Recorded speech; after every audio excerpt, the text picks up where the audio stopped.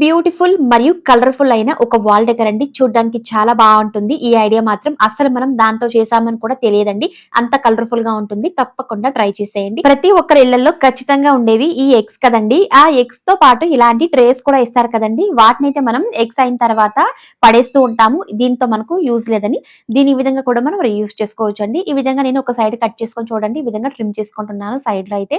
లెవెల్‌గా కట్ చేసుకున్న తర్వాత చూడండి మిడిల్‌లో చిన్న చిన్న పీసెస్‌కి ఈ విధంగా కట్ చేసుకుంటున్నాను చూడండి రౌండ్ షేప్ అనేది.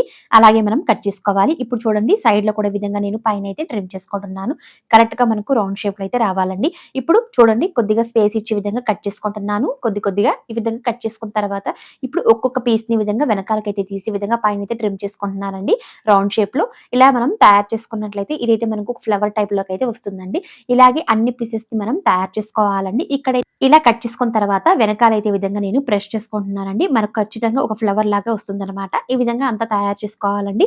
నేను ఇక్కడైతే కొన్ని పీసెస్‌ని ఈ విధంగా కట్ చేసుకొని తీసుకున్నాను. ఇప్పుడు దీనికి కూడా ఈ విధంగా డిఫరెంట్ కలర్స్ అయితే అప్లై చేసుకుంటున్నానండి. ఇలా 2 పీసెస్‌కి ఒకే కలర్ మనం అప్లై చేసుకోవాలండి. ఇలా అంతా ఆరించుకున్న తర్వాత మిడిల్‌లో అయితే ఫెవికల్ అయితే యాడ్ చేసి వైట్ బీడ్స్ అయితే ఈ విధంగా నేను సెట్ చేసుకుంటున్నాను. ఇలా అంతా తయారు చేసి పక్కన పెట్టుకోవాలండి. ఇప్పుడు ఒక అట్టముక్క తీసుకొని పెద్ద ప్లేట్ తీసుకొని చూడండి లైన్స్ అయితే వేసుకుంటున్నాను. దానికంటే చిన్న ప్లేట్ తీసుకునే విధంగా నేను లైన్స్ అయితే వేసుకొని కట్ చేసుకున్నానండి.